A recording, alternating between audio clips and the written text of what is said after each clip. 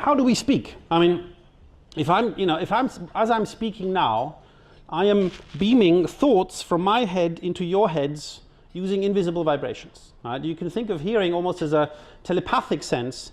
And in order to be able to do this, I need to produce speech sounds. I do this with vocal folds. These are sort of, here what you basically have is a laryngoscope. You can see here the cartilage of the windpipe. And as we vocalize, what we do is we close our vocal folds over the windpipe, we push air through them, and we generate this sort of pulse train, right, which is really essentially a very rapid click train that carries our voice. So this is how vocal sounds are generated in the first place. And you can see that as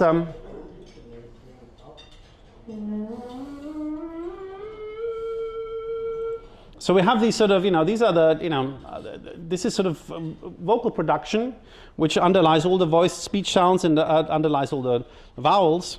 And these, of course, then have to be shaped in order to articulate speech. So what does articulating speech mean? Well, articulating speech essentially means that what we do is we change the volume of resonators in our vocal tract in order to amplify or reduce resonances, to harmonics of this glottal pulse train in order to articulate different sounds.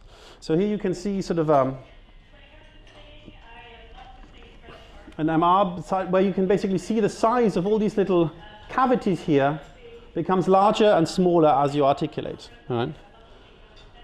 So the upshot of this is that if I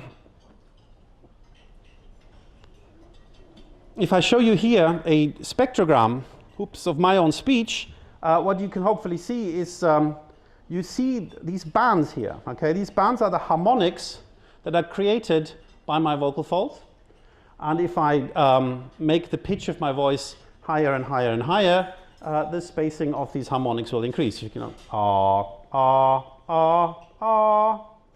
Okay, you can hopefully see here that these stripes here, these harmonics, are spaced more and more widely. But one thing you can also see is that these harmonics, they're not all of equal amplitude. There are some harmonics here for an R, for example, that are very pronounced, others that are very, very weak.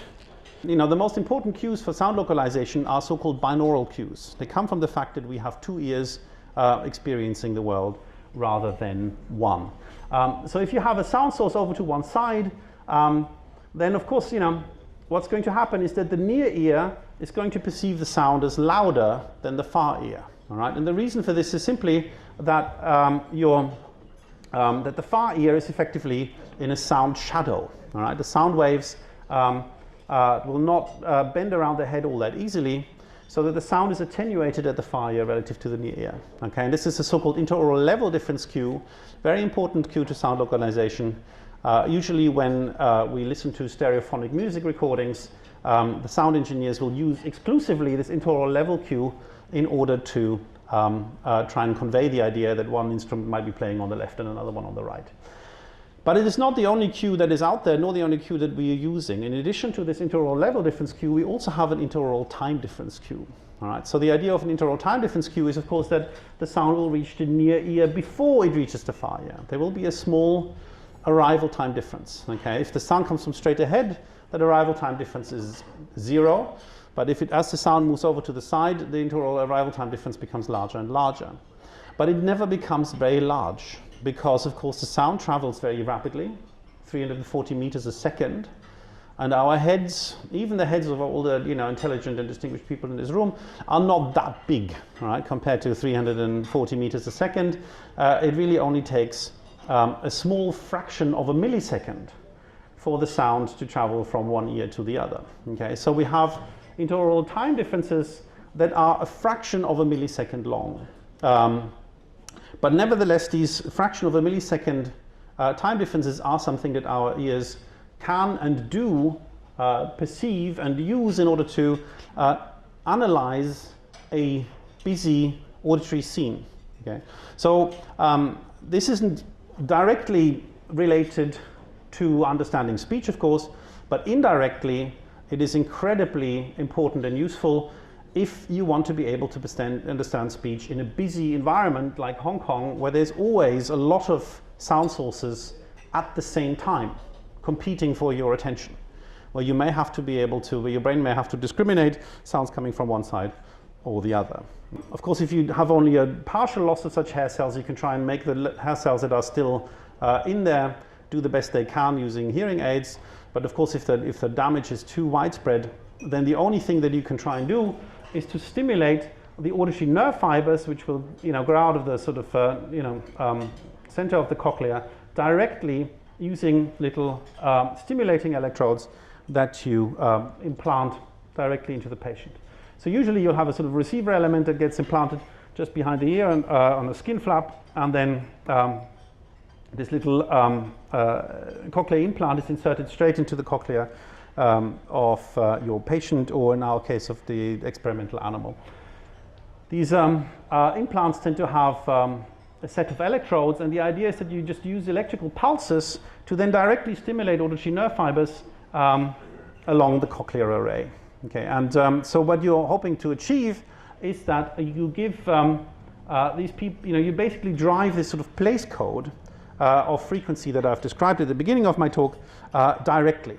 Okay, but the way, the strategy that people use in order to decide, what electrical currents to send out of these electrodes is a somewhat peculiar one. It is sort of it tends to be variants of a strategy known as continuous interleaved sampling, or CIS. All right, this is sort of the basis of the encoding of speech sounds into electrical pulses that is used in practically all the cochlear implants that are on the market today. And people would typically have been implanted only in one ear. And having one ear successfully implanted by providing this envelope information that I described to you earlier for speech sounds is usually sufficient to enable people to understand speech again if they have a face-to-face conversation in a sufficiently quiet environment. And that is, of course, for somebody who's completely deaf, that is already a tremendous advantage. There's no doubt about it. But your ability to localize sounds in space is going to be severely impaired unless you have two implants.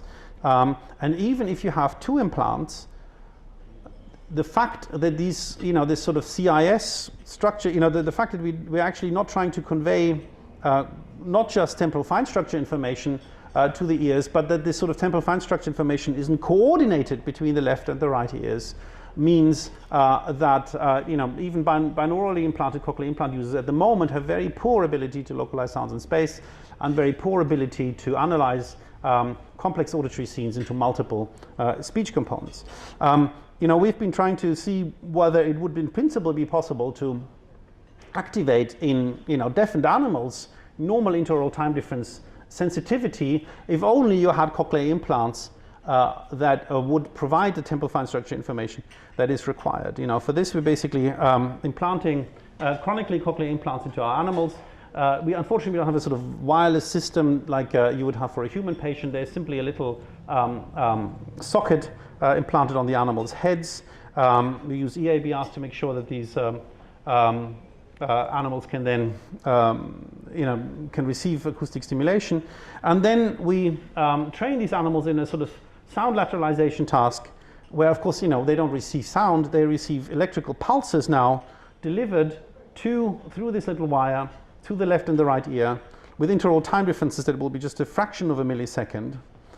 And here you can see a little rat in our laboratory goes to the center spout, cochlear implant pulses going to both the left and the right ear at the same time, and just a tiny interaural time difference is used as a cue to tell these animals which direction to go to, and they can learn this quite happily.